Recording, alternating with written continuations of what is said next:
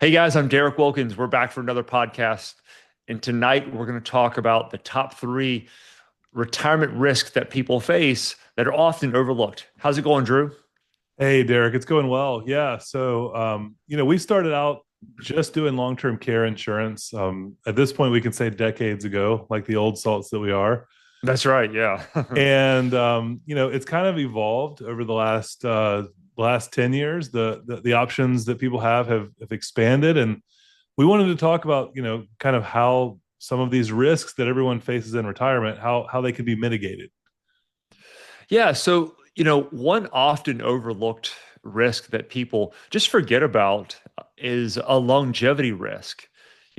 There's a chance, especially if you make it to 65, there's a very good chance you're going to make it to 85 or 95. Obviously that's just a rule of thumb, but if you have relatives living in their 80s and 90s, people often, just assume that they're going to pass away at 78. What's the average age currently right now for Yeah, deaths of men? it's been coming back since COVID. It dropped for a little bit there. Got some headlines. Yeah, and one thing that people need to think about is even if you don't have good longevity in your family, due to like heart issues typically or something like that, it may be because they didn't have access to all the medical technology. I mean, even things like statins and cholesterol medications, stuff like that a lot of us are on these days, they didn't exist back in the day. So that was what killed a lot of people prematurely. That, if you're watching this today, might not necessarily, you might have better longevity than your parents did just for that reason alone. Yeah, that's a great point. Also factored into that, men dot 77 or whatever the number is there's people who pass away from accidents or all causes of death, when they're younger, and that's going to pull that average down. But the point being is if you're 60, 65, 70 in good health, there's a very good chance you're going to live into your 80s and 90s. And if that's the case, how do you plan for longevity? So, Drew, what are some ideas some takeaways people could take from this podcast tonight on what they can do to plan for longevity? Yeah. Just to hook into one, I just had a random thought just came to my mind. We've been selling long-term care policies long enough for people to live like normal lifespans after they bought this in their retirement.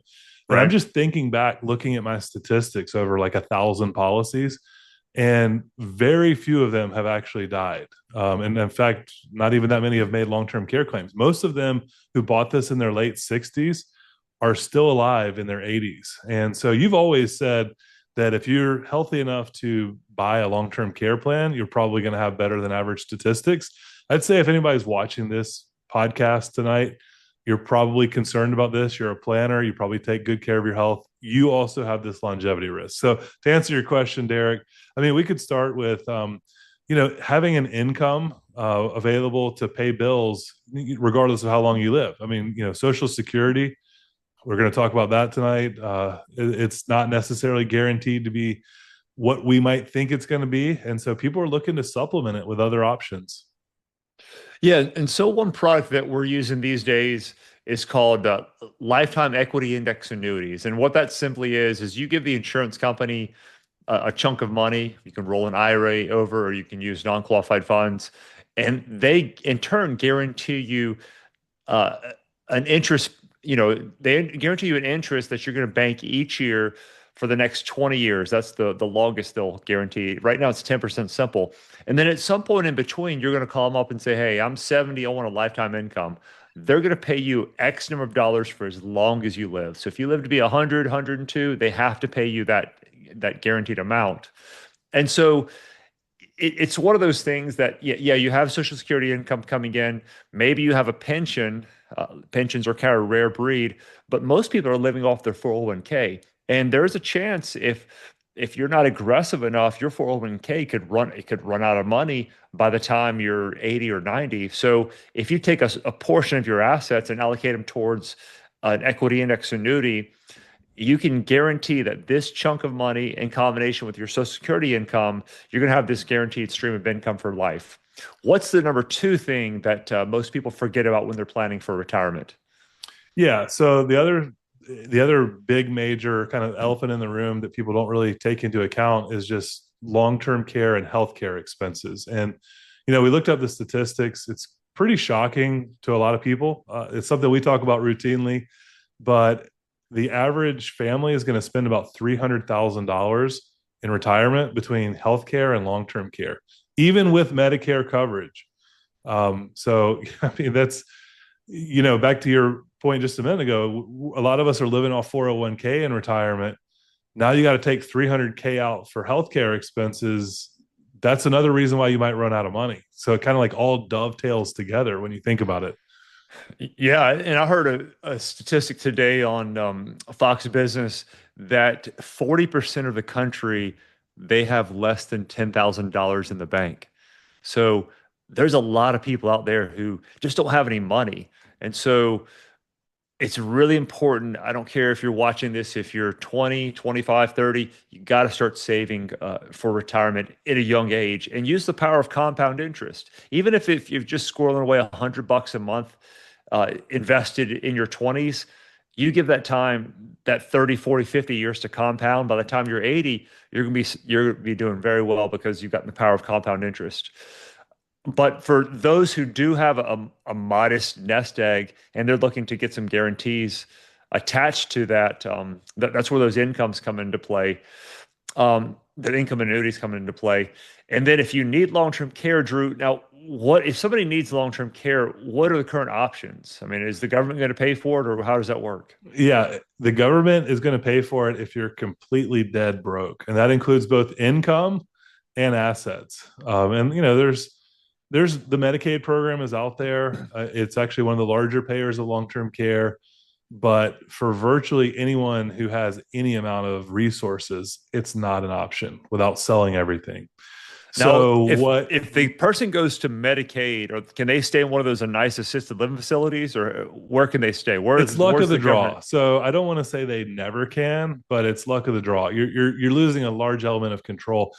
What I've seen happen is people who have a long-term care insurance policy, they get to pick their facility because I mean it's just cash money. And Oh so wow, they can yeah. find whatever facility they want. But let's say they outlive their long-term care policy. It does happen. Let's say you've got a 5-year benefit and you need care 10 years. Maybe you can transition from a private pay to a Medicaid pay and stay in the same facility. Maybe you have to move to a Medicaid wing, maybe not if they like you, if you've been nice to them. But the point is, you want to enter one of these places self-pay if you can. And I'm a big fan. I'll just come out and say it, so I'm not hiding it. I'm a big fan of the hybrid long-term care plan for planning for that long-term care risk. So let's just talk about that for a minute, kind of how that works in the scheme of things. Yeah, what the hybrid long-term care insurance plans are is opposed to making an annual premium for the rest of your life, you pay it off up front. So you give the insurance company a chunk of money. 60-year-old, it'd probably take about $100,000 to fund a decent amount of coverage. But you can also pay it over 5 or 10 years. But whatever payment method you choose, it's paid off. And you have guaranteed long-term care insurance. Um, Typically for that kind of a 60-year-old, it's probably going to give you 3 to 4x leverage on whatever money you put in. So if you put in 100K, you probably have 3 to 400,000 from day one on long-term care benefits. Now that number is going to grow 3% compound. So your long-term care benefits grow as you age. So if you're 60 buying this, you're probably not going to use it now. So you might use it at 85. So you want your benefits growing to keep pace with inflation. And then if you die in your sleep and never use it, the insurance company will refund all your premiums paid with typically a bit extra in the form of life insurance to your heirs. So I'm with you, Drew. That's one of the past 10 years. That's been one of my favorite innovations in the industry Yeah, is I the mean it's hybrid really long-term care fun selling insurance the hybrid policies. plans because you you can explain them to anybody. Like when people ask me what I do and I kind of explain that instrument to them, they instantly get it, and Yeah. it's all guaranteed if you do it right. Um, the alternative is what we call traditional hybrid long term, or excuse me, traditional long term care plans. And that's what most people think of when they think about long term care insurance in the traditional sense. Those policies you pay a premium every year, so $5,000 to $10,000 typically a year for a couple, depending on your age and health and things like that. You've got coverage for as long as you pay those premiums, but if you buy this and never use it, there's typically no death benefit, no cash value, and those premiums are not guaranteed. And so what we've seen over the last 15 years, really starting up in 2012, was that the companies began to realize they had been pricing this too low for a long period of time, and they kind of had to catch up, raising prices and raising rates. And so things have kind of stabilized lately on newer policies, but there's still no implicit guarantee, or certainly no explicit guarantee that your rates won't change in the future. So the traditional plans are still out there. We do sell them, but if it's feasible, we recommend even doing a 10-year hybrid typically. Yeah, yeah, that's a good point. Yeah, it's paid off in 10 years. They can't change the premium. And then you have guaranteed benefits. One thing I wanted to add to what you said earlier is if you happen to be one of the rare occurrences where you exhausted your long-term care policy, that's where these lifetime equity index annuities they can work in tandem with long-term care. So if you did happen to use all your long-term care benefits in the background, if you have this extra income coming in from those that equity index annuity, that income has to be paid for as long as you live. It might not pay the whole cost of the nursing home, but at least it will give you a few extra $1,000 a month to maybe pay for some home health care or something like that. Now, Drew, what's the third most common retirement risk that people forget about? Yeah, I think we saved the third and the last one for this video. We saved the best for last. So we've gotten very complicit with market performance, but market volatility, and it could happen again. I mean, we're recording this in mid-August 2025. Today we hit $37 trillion in debt. We're adding $1 trillion of debt as a country every 5 months, something like that. No one cares about debt anymore. And so that could cause market volatility. And more importantly, it could cause inflation. When you're printing that much money because it's not real money, it's going to cause inflation. So someone who's thinking about retiring and has a 20, 30-year time horizon, they need to be thinking about inflation and market volatility. What's your take on it, Derek? Yeah, inflation, it's typically as people age, when you're in your 20s, you're NASDAQ. I mean, you have your time horizon is, 50 years, but as you age, you might move from being all NASDAQ to maybe S&P, maybe to Dow Jones, and maybe some Dow Jones in bonds, maybe some CDs. So typically as you age, you get more conservative on your investing. And it's very common for the CDs, the bonds, those dividend paying stocks, like Georgia Power or Southern Company, the utility companies to perform less than inflation. And so if your portfolio in your 80s is growing at 3-4%, but inflation is 5-6%, which we had just 5-6%, actually went up to 9%. I think when Biden got in 2022, it was about 9% for about a year.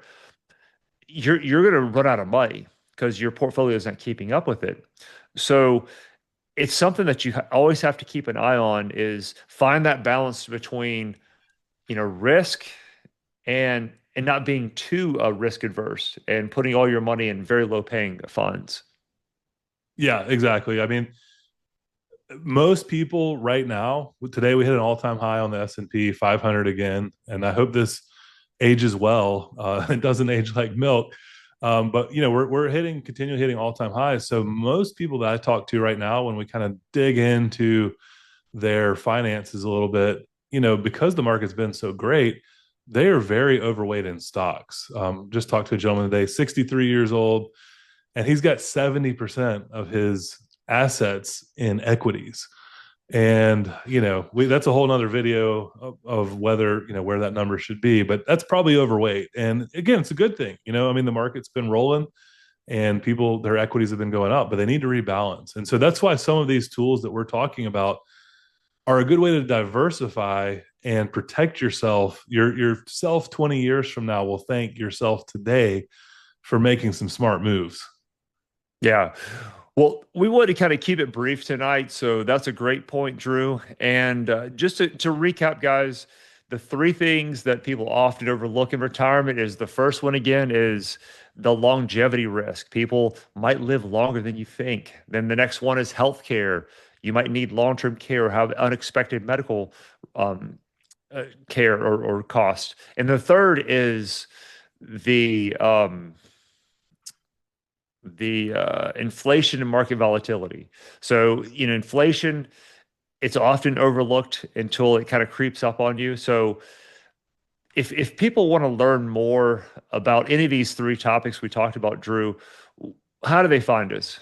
Yeah, I was going to say, reach out to us. We have some very targeted, very blue chip type options. And by that, I mean A plus rated insurance companies and things like that.